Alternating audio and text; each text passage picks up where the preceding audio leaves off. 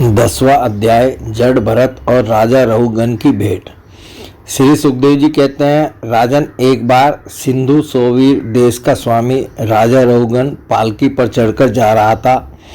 जब वह इक्सुमती नदी के किनारे पहुंचा तब उसकी पालकी उठाने वाले कहारों के जमादार को एक कहार की आवश्यकता पड़ी। कहार की खोज करते समय दैववश उसे ये ब्राह्मण देवता मिल गए। इन्हें देखकर उसने सोचा, यह मनुष्य हष्ट पुष्ट, जवान और गठीले अंगों वाला है, इसलिए यह तो बैल या गधे के समान अच्छी तरह बोझा ढो सकता है। यह सोचकर उसने बेगार में पकड़े हुए अन्य कहारों के साथ इन्हें भी बलात् पकड़कर पालकी में जोड़ दिया। महात्मा भरत जी यद्यपि किसी प्रकार इस कार्य के योग्य नहीं थे, तो भी वे बिना कुछ बोले चुपचाप पालकी को उठा ले चले।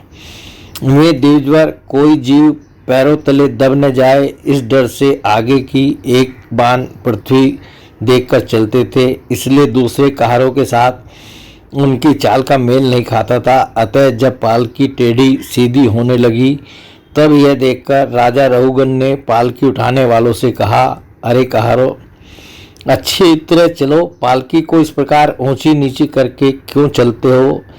तब अपने स्वामी का यह आक्षेप युक्त वचन सुनकर कहारों को डर लगा कि कहीं राजा उन्हें दंड न दे, इसलिए उन्होंने राजा से इस प्रकार निवेदन किया, महाराज, यह हमारा प्रमाद नहीं है, हम आपकी नियम मर्यादा के अनुसार ठीक ठीक ही पालकी ले चल रहे हैं।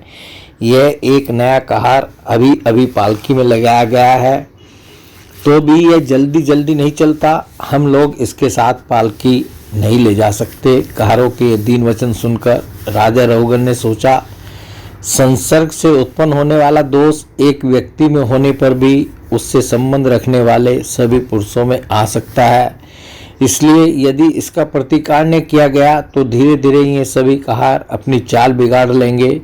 ऐसा सोचकर राजा रहुगन को कुछ क्रोध हो आया। यद्यपि उसने महापुरुषों का सेवन किया था, तथापि क्षत्रिय स्वभाववश बलात् उसकी बुद्धि रजोगुण से व्याप्त हो गई और वह उन द्विश्रेष्ठ से, जिनका ब्रह्म तेज भस्म से ढके हुए अग्नि के समान प्रकट नहीं था, इस प्रकार व्यंग से भरे वचन कहने लगा, अरे भैया, बड़े दुख की बात है, अवश्य ही तुम बहुत थक गए हो। ज्ञात होता है तुम्हारे इन साथियों ने तुम्हें तनिक भी सहारा नहीं लगाया। इतनी दूर से तुम अकेले ही बड़ी देर से पालकी ढोते चले आ रहे हो। तुम्हारा शरीर भी तो विशेष मोटा ताजा और हट्टा कट्टा नहीं है, और प्रिय और मित्र बुढ़ापे ने अलग तुम्हें दबा रखा है। इस प्रकार बहुत ताना मारने पर भी वे पहले की ही भांति चुपचाप पालकी उठाए चलते रहे। उन्होंने इसका कुछ भी बुरा न माना, क्योंकि उनकी दृष्टि में तो पंचभूत, इंद्रिय और अंतःकरण का संघात, यह अपना अंतिम शरीर अविद्या का ही कार्य था। वह विविध अंगों से युक्त दिखाई देने पर भी वस्तुतः था ही नहीं, इसलिए उसमें उनका मैं मेरेपन का मिथ्या अध्यास सर्वथा निवृत्त हो गया था और वे ब्रह्मरूप हो गए थे। किंतु पालकी अब भी सीधी चाल से नहीं चल रही है। यह देखकर राजा रहुगन क्रोध से आग बबूला हो गया और कहने लगा, अरे यह क्या तू जीता ही मर गया है? तू मेरा निरादर करके मेरी आज्ञा का उल्लंघन कर रहा है। मालूम होता है तू सर्वथा प्रमादी है। अरे जैसे दंड पानी यमराज जन समुदाय को उसके अपराधों के लिए दंड देते हैं, उसी प्रकार मैं भी अभी तेरा इलाज किए देता हूँ, तब तेरे होश ठिकाने आ जाएंगे। रहुगन को राजा होने का अभिमान था, इसलिए वह इसी प्रकार बहुत सी अनाप शनाप बातें बोल गया। वह अपने को बड़ा पंडित समझता था, अतः रसतम युक्त अभिमान के वशीभूत होकर उसने भगवान के अनन्य प्रीति पात्र भक्तवर भरत जी का तिरस्कार कर डाला। योगेश्वरों की विचित्र कहानी कहनी करनी का तो उसे कुछ पता ही न था।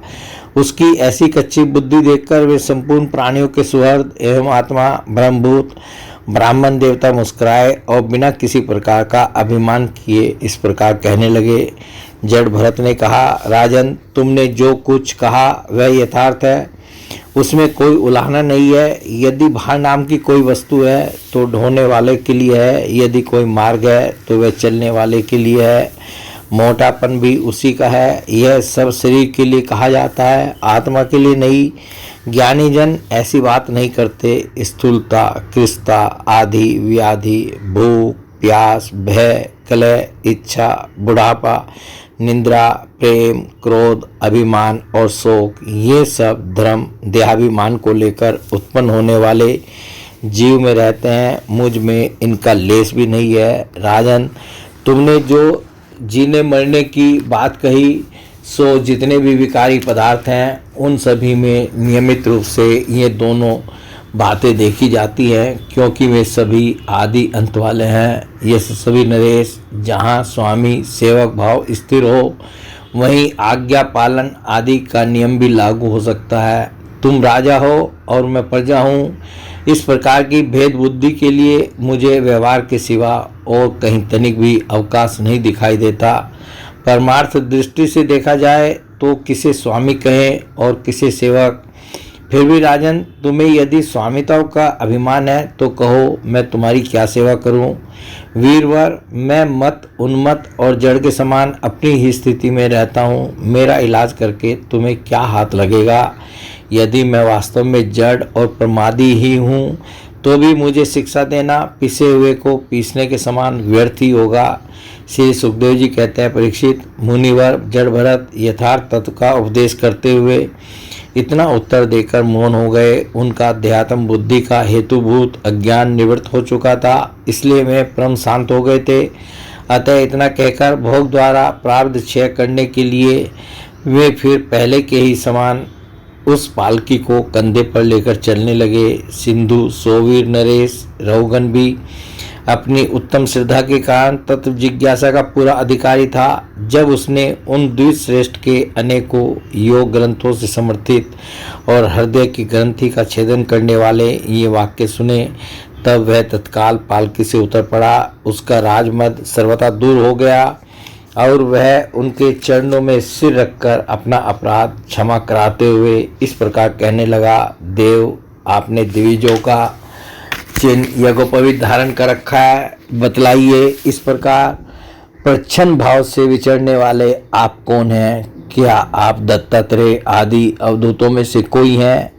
आप किसके पुत्र हैं? आपका कहाँ जन्म हुआ है और यहाँ कैसे आपका पदार्पण हुआ है? यदि आप हमारा कल्याण करने पधारे हैं तो क्या आप साक्षात सतमूर्ति भगवान कपिल जी ही तो नहीं है? मुझे इंद्र के वज्र का कोई डर नहीं है, न मैं महादेव जी के त्रिशूल से डरता हूँ और न यमराज के दंड से। मुझे अग्नि, सूर्य, चंद्र, वायु और कुबेर के अस्त्रों का भी कोई भय नहीं है, परंतु मैं ब्राह्मण कुल के अपमान से बहुत ही डरता हूँ। अतः कृपया बतलाइए। इस प्रकार अपने विज्ञान और शक्ति को छिपाकर मूर्खों की भांति विचरने वाले आप कौन हैं? विषयों से तो आप सर्वथा अनासक्त जान पड़ते हैं। मुझे आपकी कोई था नहीं मिल रही है। साधो, आपके योग युक्त वाक्यों की बुद्धि द्वारा आलोचना करने पर भी मेरा संदेह दूर नहीं होता। मैं आत्मज्ञानी मुनियों के परम गुरु और साक्षात श्री हरि की ज्ञान शक्ति के अवतार योगेश्वर भगवान कपिल से यह पूछने के लिए जा रहा था कि इस लोक में एकमात्र शरण लेने योग्य कौन है? क्या आप में कपिल मुनि ही हैं जो लोगों की दशा देखने के लिए इस प्रकार अपना रूप छिपाकर विचर रहे हैं? भला घर में आसक्त रहने वाला विवेकहीन पुरुष योगेश्वरों की गति कैसे जान सकता है? मैंने युद्धादि कर्मों में अपने को श्रम होते देखा है, इसलिए मेरा अनुमान है कि बोझा ढोने और मार्ग में चलने से आपको भी अवश्य ही होता होगा। मुझे तो व्यवहार मार्ग भी सत्य ही जान पड़ता है, क्योंकि मिथ्या घड़े से जल लाना आदि कार्य नहीं होता। देहादि के धर्मों का आत्मा पर कोई प्रभाव ही नहीं होता, ऐसी बात भी नहीं है।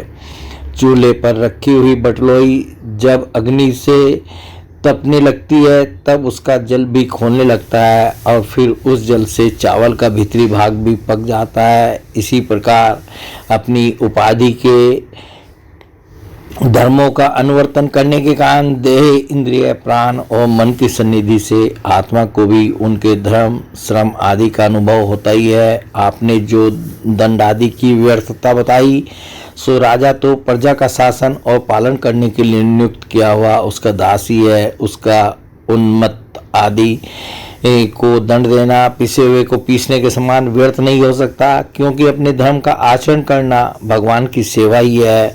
उसे करने वाला व्यक्ति अपनी संपूर्ण पाप राशि को नष्ट कर देता है। दीनबंधो, रास्तव के अभिमान से उन्मत्त होकर मैंने आप जैसे परम साधु की अवज्ञा की है। अब आप ऐसी कृपा दृष्टि कीजिए जिससे इस साधु अवज्ञा रूप अपराध से मैं मुक्त हो जाऊं। आप देहाभिमान शून्य और विषबंधु श्री हरि के अनन्य भक्त हैं, इसलिए सब में समान दृष्टि होने से इस मानापमान के कारण आप में कोई विकार नहीं हो सकता। तथापि एक महापुरुष का अपमान करने के कारण मेरे जैसा पुरुष साक्षात त्रिशूल पानी महादेव जी के समान प्रभावशाली होने पर भी अपने अपराध से अवश्य थोड़े ही काल में नष्ट हो जाएगा। बोले भगवान श्री कृष्ण की जय।